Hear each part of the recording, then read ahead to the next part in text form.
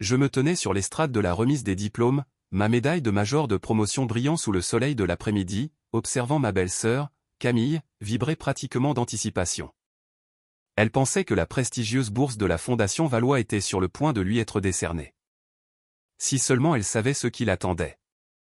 Je suis Éléonore Moreau, et voici l'histoire de la façon dont mes parents ont donné mon fonds d'études de 800 000 € à ma belle-sœur, pour que le karma finisse par m'offrir la vengeance la plus parfaite. 3 ans plus tôt.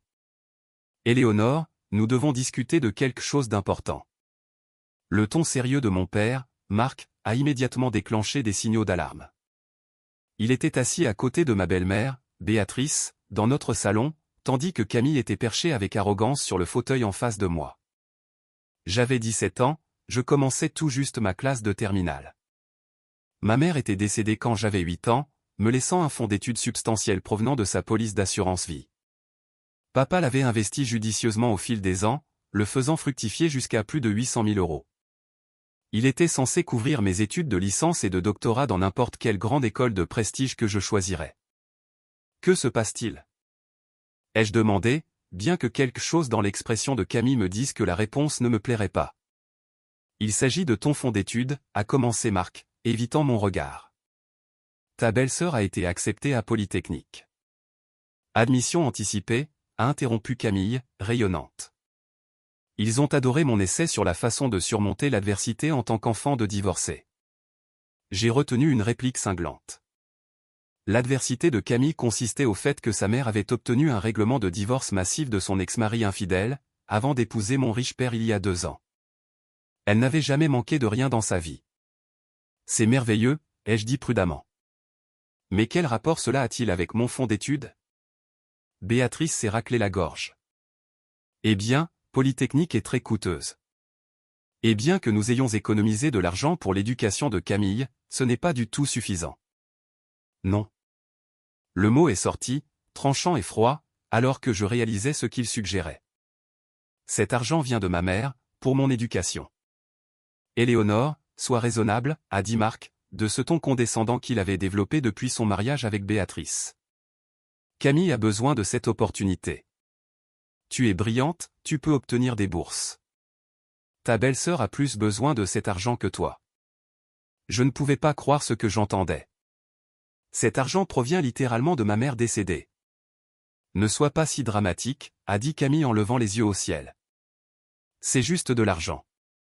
De toute façon, tu iras probablement dans une université publique de province. J'ai regardé mon père, attendant qu'il me défende, qu'il dise à Camille qu'elle dépassait les bornes.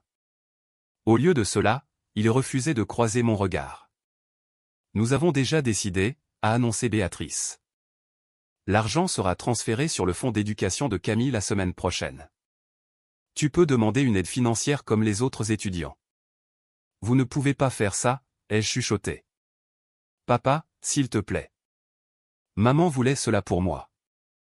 Ta mère voudrait que nous aidions la famille, a-t-il répondu faiblement. Camille est ta sœur maintenant. Belle-sœur, ai-je corrigé froidement. Et maman aurait honte de toi. Je me suis précipité hors de la maison, les larmes brouillant ma vision. Mon téléphone a vibré avec un message de ma tante Lucie, la sœur de ma mère, qui vivait à l'autre bout du pays, en Provence, appelle-moi immédiatement. Quelque chose ne va pas avec le compte fiduciaire de ta mère. Quand j'ai appelé, tante Lucie était furieuse. Ils ne peuvent pas toucher à cet argent. Catherine a établi la fiducie avec des conditions spécifiques. Je suis l'une des fiduciaires. Un espoir a jailli dans ma poitrine, pour être aussitôt écrasé par ces paroles suivantes. Mais ton père a trouvé une faille juridique parce qu'il a été nommé cofiduciaire et que tu es encore mineur. Il peut réorienter les fonds pour des besoins éducatifs familiaux. Je suis tellement désolé, ma chérie. J'aurais dû voir venir cela lorsqu'il a épousé cette femme. J'ai passé cette nuit-là à pleurer dans ma chambre, en regardant de vieilles photos de maman. Elle avait été brillante, une physicienne quantique qui enseignait à l'école normale supérieure avant de tomber malade. Elle avait toujours souligné l'importance de l'éducation, créant mon fonds d'études avant même de recevoir son diagnostic de cancer. Le lendemain matin, j'ai séché mes larmes et j'ai élaboré un plan. Si je ne pouvais pas compter sur mes parents, je trouverais un autre moyen. Je me suis plongé dans mes études avec une détermination renouvelée. J'étais déjà la première de ma classe, mais je suis devenu inarrêtable. Chaque moment libre était consacré soit à étudier, soit à travailler sur mes dossiers d'inscription universitaire, soit à rechercher des bourses. Camille, pendant ce temps, affichait son acceptation à Polytechnique et mon fonds d'études à la moindre occasion.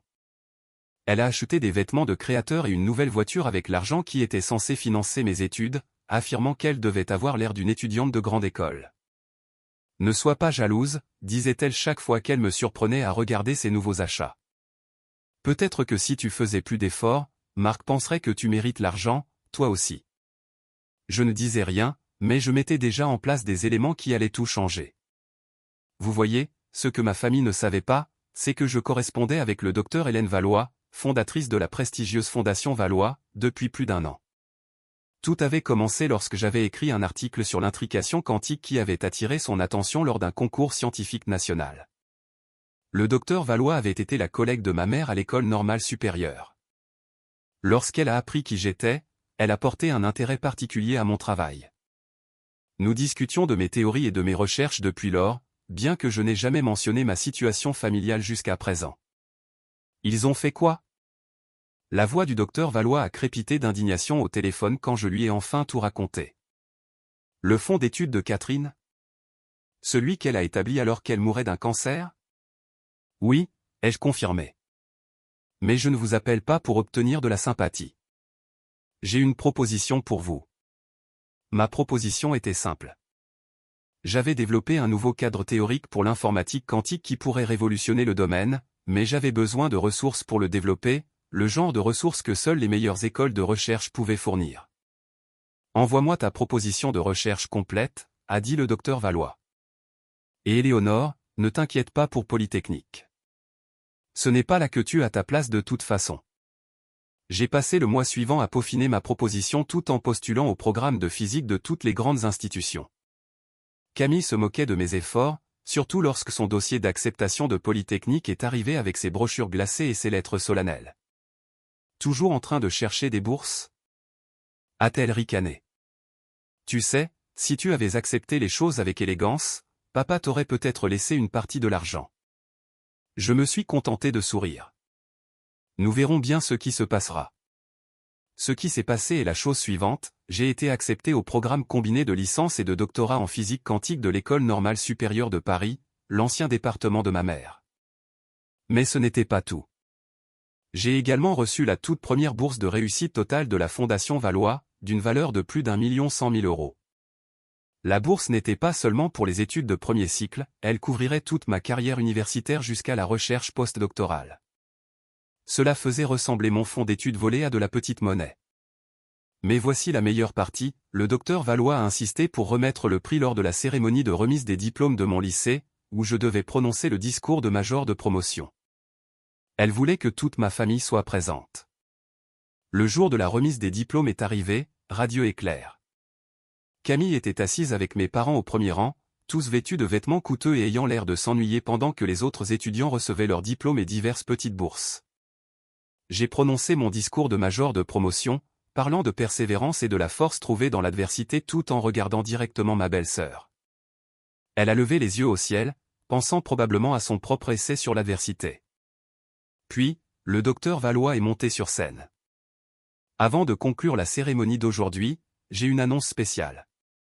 La Fondation Valois a choisi de décerner sa première bourse complète pour l'excellence académique et la recherche innovante. Camille s'est soudainement redressée. Elle avait postulé pour plusieurs subventions de la Fondation Valois afin de compléter son fonds pour Polytechnique, bien qu'elle n'ait jamais rencontré le docteur Valois. Ce prix, a continué le docteur Valois, d'une valeur de plus d'1 100 000 €, couvrira tous les frais universitaires jusqu'aux études postdoctorales à l'école normale supérieure. Camille a commencé à se lever, un sourire triomphant sur le visage. Le récipiendaire de cette année, dont les travaux révolutionnaires en théorie de l'informatique quantique ont déjà attiré l'attention de la communauté internationale de la physique, n'est autre que votre major de promotion, Éléonore Moreau. L'expression sur le visage de Camille était impayable. Elle s'est figée à moitié levée de son siège, puis s'est affalée alors que le public éclatait en applaudissements. Mais le docteur Valois n'avait pas fini. Le travail d'Éléonore poursuit l'héritage de la brillante physicienne de l'École normale supérieure, le docteur Catherine Moreau, dont la mort tragique a laissé un vide dans notre domaine. En tant que fille de Catherine, Éléonore a non seulement hérité de l'esprit brillant de sa mère, mais a développé ses propres théories uniques qui pourraient révolutionner l'informatique quantique. Le visage de Marc était devenu livide. Béatrice lui serrait le bras, lui murmurant furieusement à l'oreille. Camille avait l'air d'avoir avalé un citron. De plus, a ajouté le docteur Valois avec un regard sévère vers ma famille, cette bourse est protégée par une fiducie irrévocable. Personne ne peut réorienter ses fonds ni interférer avec l'éducation d'Éléonore. L'accent qu'elle a mis sur fiducie irrévocable a fait tressaillir Marc. Il savait exactement à quoi elle faisait référence. Après la cérémonie, le docteur Valois a tenu à saluer ma famille. « Monsieur Moreau », a-t-elle dit froidement, « j'ai travaillé avec Catherine à l'école normale supérieure. Elle serait dévastée de savoir ce que vous avez fait du fonds qu'elle avait établi en mourant pour assurer l'avenir de sa fille. » Marc a bafouillé quelque chose à propos des obligations familiales et de l'aide apportée à ses deux filles. « Belle-fille », a corrigé le docteur Valois.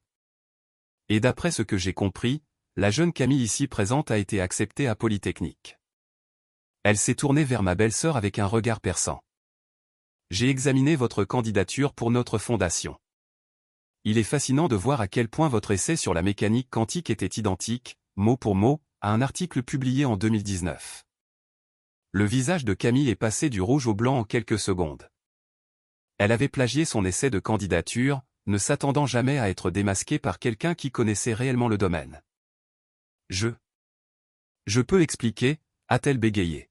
« Ce n'est pas nécessaire », a tranché le docteur Valois. « J'ai déjà informé le bureau des admissions de Polytechnique de ce plagiat. Ils prennent l'honnêteté académique très au sérieux. » Elle a souri sombrement. « Je crois que vous aurez bientôt de leurs nouvelles. » Effectivement, 2 jours plus tard, l'acceptation de Camille à Polytechnique a été annulée. Toutes ses autres acceptations universitaires ont également été retirées. Une fois le plagiat révélé, elle a dû prendre une année sabbatique et a fini par s'inscrire dans un institut technique local. L'argent que mes parents avaient pris de mon fonds d'études, la majeure partie avait déjà été dépensée dans les virées shopping de Camille et les rénovations nécessaires de la maison par Béatrice. Lorsque Polytechnique a exigé le remboursement de l'acompte qu'ils avaient payé, mes parents ont dû contracter une deuxième hypothèque sur la maison. J'ai déménagé à Paris cet automne-là pour commencer mon programme à l'école normale supérieure. Tante Lucie m'a aidé à trouver un appartement, et le docteur Valois est devenu ma mentor académique.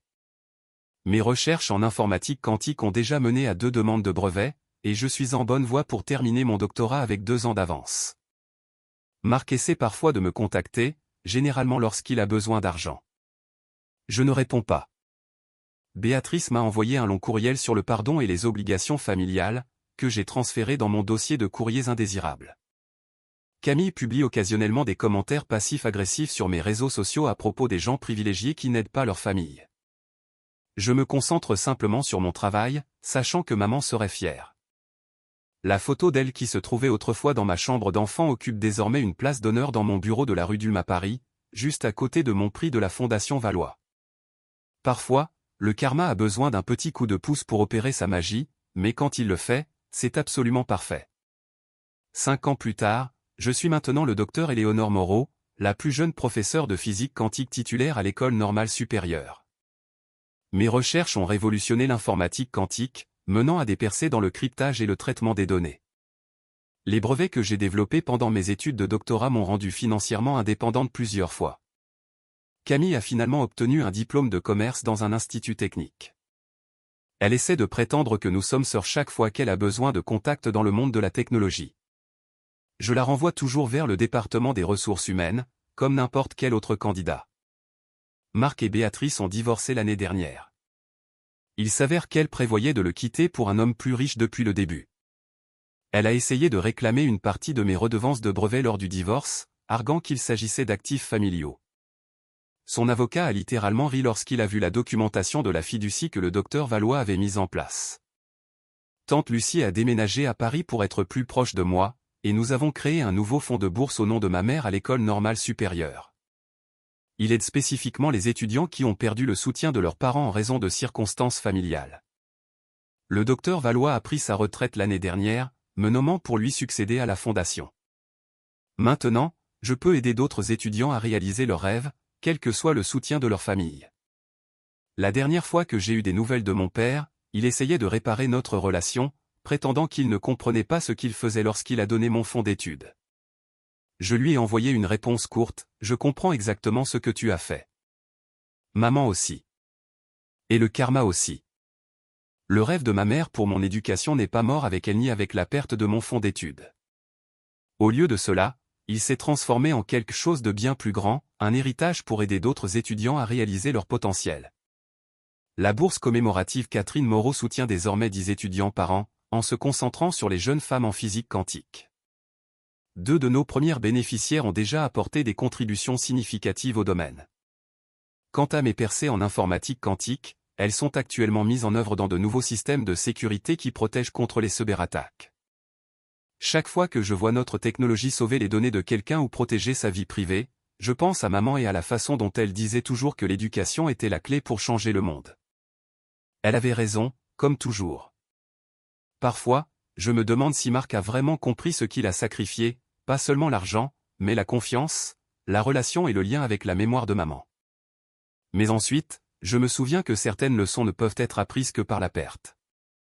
Mon histoire est désormais utilisée comme étude de cas dans la planification successorale, montrant pourquoi les fiducies éducatives ont besoin de meilleures protections. Le docteur Valois a veillé à ce que la fiducie de ma bourse soit absolument inattaquable, pas de faille, pas de codicille, aucun moyen pour quiconque de détourner les fonds. Le jour où j'ai reçu mon doctorat, j'ai placé mon diplôme à côté de l'ancien diplôme de l'école normale supérieure de maman dans mon bureau. 2 docteurs Moreau, mère et fille, séparés par le temps mais unis par une passion pour la physique et une foi dans le pouvoir de l'éducation pour transformer des vies. Cela vaut bien plus que n'importe quel fonds d'études. Merci d'avoir regardé. Au plaisir de vous revoir dans la prochaine vidéo. Restez à l'écoute.